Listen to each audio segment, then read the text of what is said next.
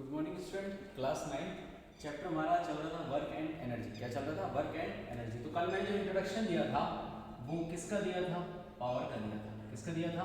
Power का दिया था। पावर का जो फॉर्मूला बताया था कल वाले वीडियो में, पावर का जो फॉर्मूला बताया था वो क्या बताया था? W/T। किसी भी ऑब्जेक्ट की वर्क करने की जो क्या होती है, रेट होती है, वही क्या होती है? उसकी पावर होती है। Work, W means work and T means time. Work की जो यूनिट बताई थी वो क्या बताई थी? जूल। वर्क की यूनिट हमने क्या ली थी? जूल।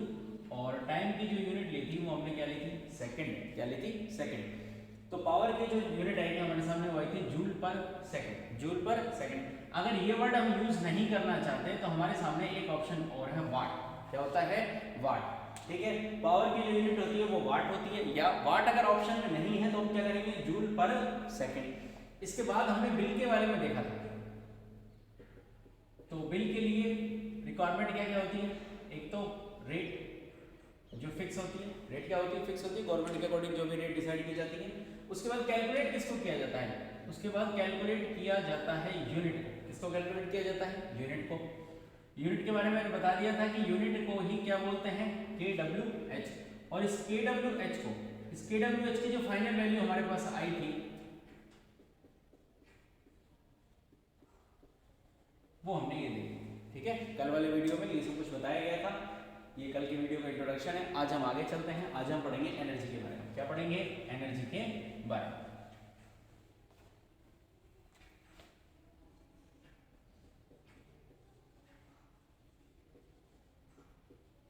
तो किसी भी ऑब्जेक्ट की वर्क करने की जो कैपेसिटी होती है, किसी भी ऑब्जेक्ट की वर्क करने की जो कैपेसिटी होती है वो क्या कहलाती है? एनर्जी। क्या कहलाती है? एनर्जी। कैपेसिटी या capability of doing work of any object. ठीक है, किसी भी ऑब्जेक्ट के वर्क करने की जो कैपेसिटी कैपेबिलिटी होती है वही क्या कहलाती है? एनर्जी। क्या कहलाती है? एनर्जी। या दूसरे वर्ड्स में इसको देखो, इन अदर वर्ड्स, किसी भी ऑब्जेक्ट के अंदर एनर्जी है, किसी भी ऑब्जेक्ट के अंदर एनर्जी है तो वो क्या करेगा? वर्क करेगा। या इन अपोजिट, किसी भी ऑब्जेक्ट की वर्क करने की जो कैपेसिटी या कैपेबिलिटी होती है वही क्या कहलाती है? एनर्जी। क्या कहलाती है? एनर्जी। इसलिए एनर्जी की और वर्क की यूनिट क्या होती है? एनर्जी की और वर्क की, एनर्जी की और वर्क की यूनिट क्या होती है? सेम होती है। क्या होती है? सेम होती है। और वो क्या है? जूल होती है। वो क्या होती है? जूल होती है। ये वर्क में और एनर्जी में रिलेशन हुआ हमारा। ठीक है, इन अदर वर्ड्स दोनों क्या है? लगभग सेम ही है। और ये यूनिट हमारे सामने हो गई। दोनों की यूनिट क्या हुई? जूल हुई। क्या हुई? जूल। अब हम कुछ टाइप देखेंगे, या टाइप देखने से पहले थिंग जो हमारी बुक में बताई गई है, मान लेते हैं ये कोई ऑब्जेक्ट है। मान लेते हैं ये कोई ऑब्जेक्ट क्या हुआ? ए। और ये कोई दूसरा ऑब्जेक्ट हुआ बी। दो ऑब्जेक्ट है हमारे सामने, ए और बी। ए और बी। तो अब एनर्जी से रिलेटेड जो चीज, जो थिंग हमारी बुक में बताई गई है वो देखिए आप। ये बताया गया कि अगर ए ऑब्जेक्ट के द्वारा बी ऑब्जेक्ट पे, अगर ए ऑब्जेक्ट से बी ऑब्जेक्ट पे क्या किया जाता है? वर्क किया जाता है, तो जो ए ऑब्जेक्ट होता है वो अपनी एनर्जी को लॉस करेगा।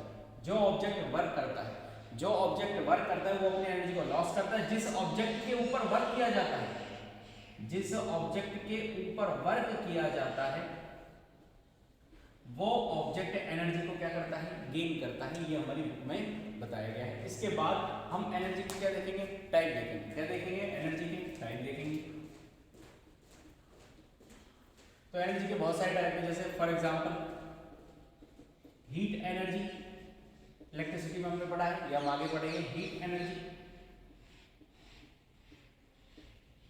Chemical energy,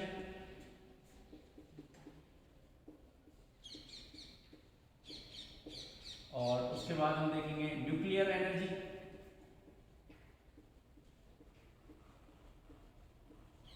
nuclear energy. कुछ एग्जांपल्स हैं हमारी बुक के अंदर ये। इसके अलावा अगर आता है तो mechanical energy,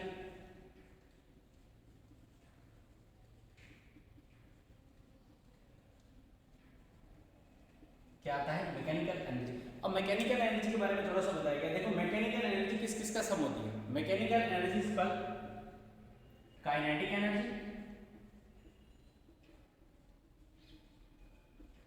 kinetic energy plus potential potential energy.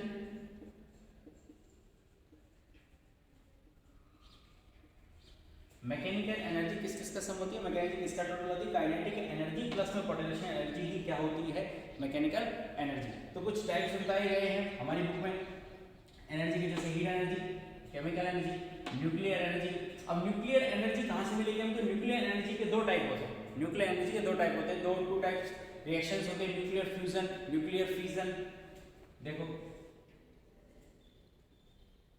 ये जो एनर्जी मिलती है टू टाइप्स के रिएक्शन से मिलती है। एक होता है न्यूक्लियर फ्यूजन और एक होता है न्यूक्लियर फिजन।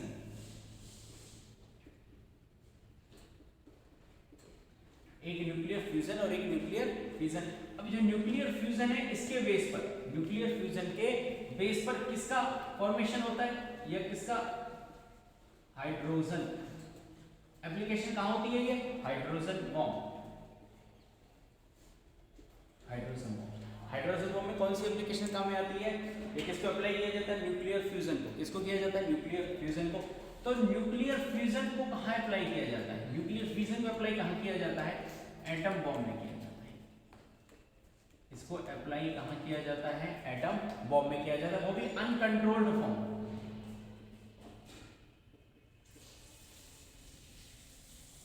न्यूक्लियर फिजन की जो अनकंट्रोल्ड फॉर्म है उसकी अप्लाई या उसकी एप्लीकेशन कहां देखने को मिलती है? एटम बॉम्ब के अंदर देखने को मिलती है। न्यूक्लियर फ्यूजन की जो एप्लीकेशन है वो कहां देखने को मिलती है? हाइड्रोजन बॉम्ब के अंदर देखने को मिलती है। ये दोनों जो रिएक्शंस हैं उनसे कौन सी एनर्जी मिलती है हमें? Nuclear energy. कौन सी एनर्जी मिलती है? Nuclear energy. मैकेनिकल एनर्जी किस किस का सम है? काइनेटिक एनर्जी प्लस में potential energy. Kinetic energy plus में पोटेंशियल एनर्जी। अब हमारी बुक में एक एग्जांपल बताया गया है। हमारी बुक में क्या बताया गया है? एग्जांपल बताया गया है। देखो ध्यान से, क्या एग्जांपल है वो?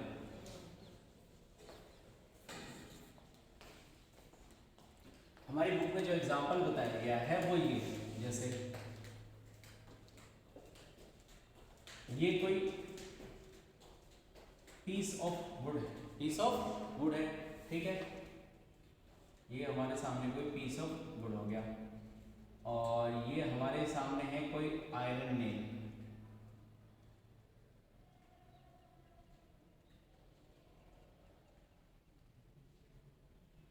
ये हमारे सामने क्या हो गया? कोई आयरन नेल हो गई।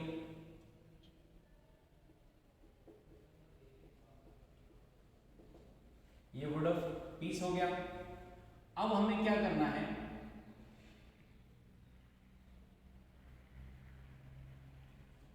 हैमर से। क्या करना है हमें? हैमर से।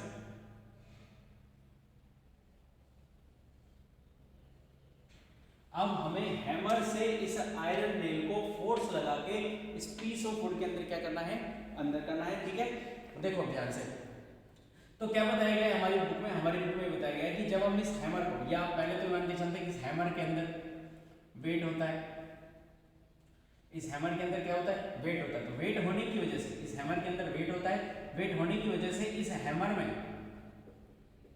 में क्या होती है? Potential energy. इस हैमर में क्या होती है? पोटेंशियल एनर्जी, ठीक है। फर्स्ट थिंग इज दिस कि हैमर के अंदर वेट हुआ, वेट के अकॉर्डिंग इसमें क्या हुई? Potential energy. अब इस आयरन नेल को अंदर करने के लिए, इन करने के लिए हम क्या करेंगे? इस हैमर को क्या करेंगे? ऊपर उठाएंगे। क्या करेंगे? ऊपर उठाएंगे, पीछे की तरफ उठाएंगे। तो जब इस हैमर को हम ऊपर करते हैं, इस हैमर को हम यहां लेकर आते हैं, इस हैमर को जब हम ऊपर उठाते हैं तो फिर क्या होगा? इसकी जो पोटेंशियल एनर्जी है, इसकी जो पोटेंशियल एनर्जी है वो इंक्रीज होगी, ठीक है। हैमर को जैसे हमने ऊपर उठाया इस आयरन नेल को करने के लिए, ऐसे ऊपर उठाया तो हैमर की पोटेंशियल एनर्जी क्या हो गई? इंक्रीज हो गई। अब इस आयरन नेल को इस वुड ऑफ पीस के अंदर करने के लिए हैमर को स्पीड से, हैमर को हम क्या करते हैं? स्पीड से इस आयरन नेल के ऊपर मारेंगे। तो हैमर स्पीड से आएगा, इस आयरन नेल के ऊपर आएगा।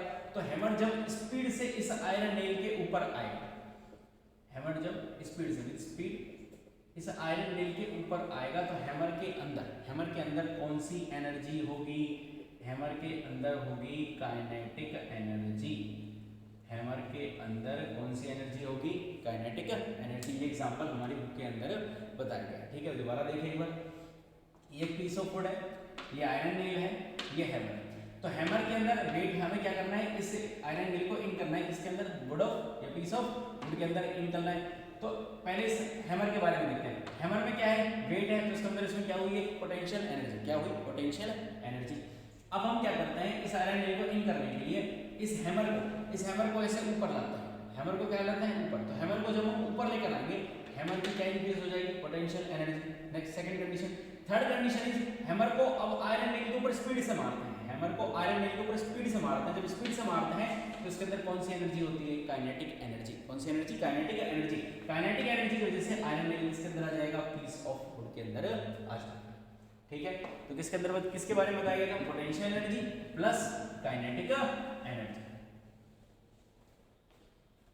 अब इधर देखो,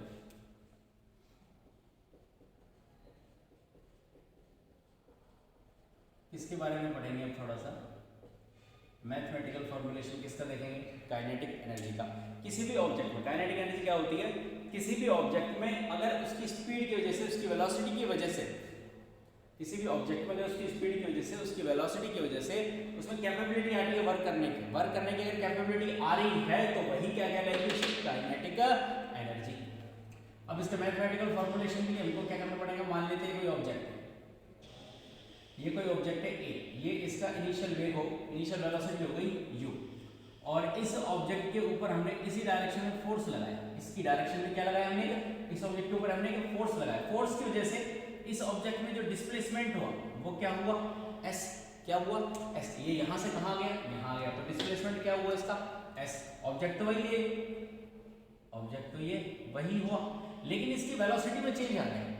तो ये जो u वेलोसिटी, जब u नहीं रहेगी, इसकी जो वेलोसिटी हो जाएगी वो क्या हो जाएगी, v हो जाएगी। क्या हो जाएगी, v हो जाएगी। कोई भी एक ऑब्जेक्ट हमने सपोज करा, ए ऑब्जेक्ट ले लिया, उसका अगर हम मास लेकर चल रहे हैं, इस ऑब्जेक्ट का अगर हम मास लेकर चलेंगे तो वो क्या लेकर चलेंगे, m।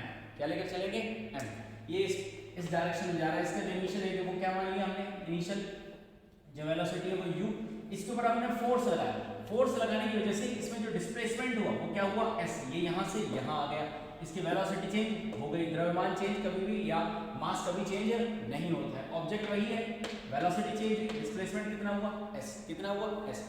अब मोशन की इक्वेशन से, मोशन की इक्वेशन से याद रखना, पढ़ क्या रहे, काइनेटिक एनर्जी, इसका मैथमेटिकल फॉर्मूलेशन पढ़ रहे हैं। ठीक है, मोशन की इक्वेशन से हमने ये पढ़ा है, v² बराबर u² प्लस में 2as। ठीक है, तो क्या करते हैं, u² को यहाँ ले आते हैं, v² माइनस u² और 2as, 2as। अब एक को एक की वैल्यू निकालते हैं तो क्या आएगा, v² minus u² upon 2s, ये हमारे इक्वेशन फर्स्ट है। ठीक है, अब हम फोर्स का फॉर्मूला याद करते हैं। तो फोर्स का जो फॉर्मूला होता है, फोर्स का जो फॉर्मूला होता है वो क्या होता है, ma। फोर्स का फॉर्मूला क्या होता है, ma, mass into acceleration, mass into acceleration. अब एक वर्ड और आता है एक्सेलरेशन। क्या आता है, एक्सेलरेशन। तो इधर देखो, जब इस ऑब्जेक्ट की वेलोसिटी u से v हुई, जब इस ऑब्जेक्ट की वेलोसिटी u से क्या हुई, v हुई, तो उसके अंदर एक एक्सेलरेशन पैदा हो गया। वो एक्सेलरेशन क्या था, a। क्या था, a।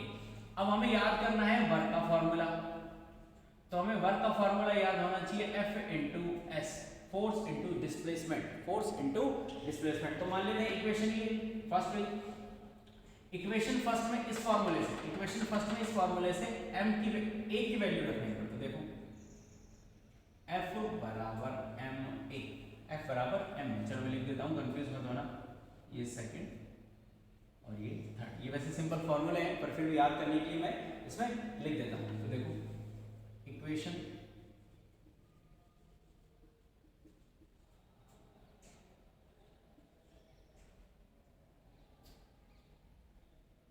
From equation 2। अब इससे a की वैल्यू रखनी है आपको, इक्वेशन फर्स्ट में। इन इक्वेशन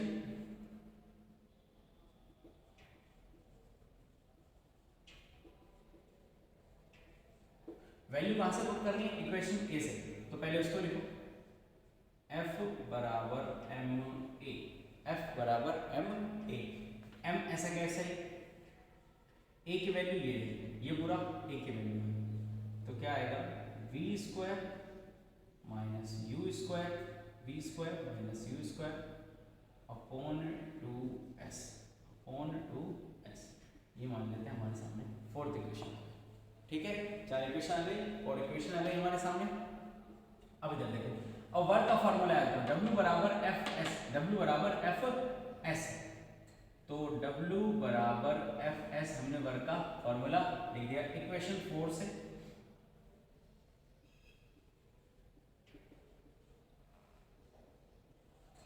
इक्वेशन 4 से F की वैल्यू इसमें पुट कर दो, W बराबर ये F की वैल्यू है पूरी m v square minus U square upon 2s, ये तो सिर्फ f की वैल्यू। अब बच गया s इंटू s, ये s से ये s, तो क्या हो गया m into V square minus U square upon 2, और ये क्या आ गया हमारे पास वर्क। क्या आ गया हमारे पास वर्क।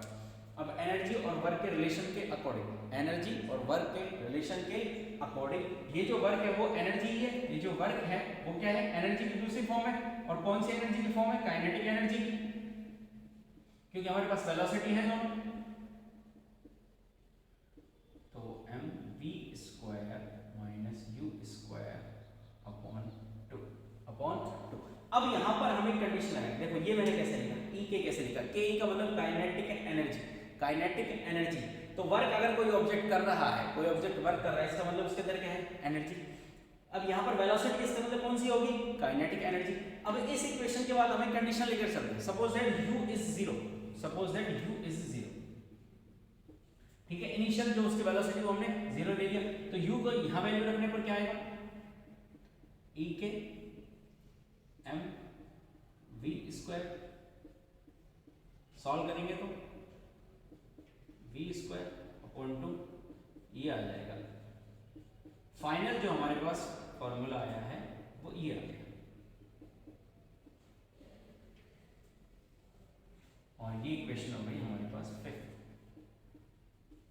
जो फिफ्थ इक्वेशन में हमारा फॉर्मूला है वही फाइनल फॉर्मूला है। काइनेटिक एनर्जी का जो फॉर्मूला होता है वो क्या होता है, 1/2 mv स्क्वायर।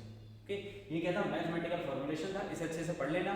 अगर फिर भी समझ में नहीं आता है तो मैं कल इसको रिवाइज कर दूंगा, ठीक है। मैं इसको कल क्या कर दूंगा, रिवाइज कर दूंगा। आज के लिए इतना ही, थैंक यू।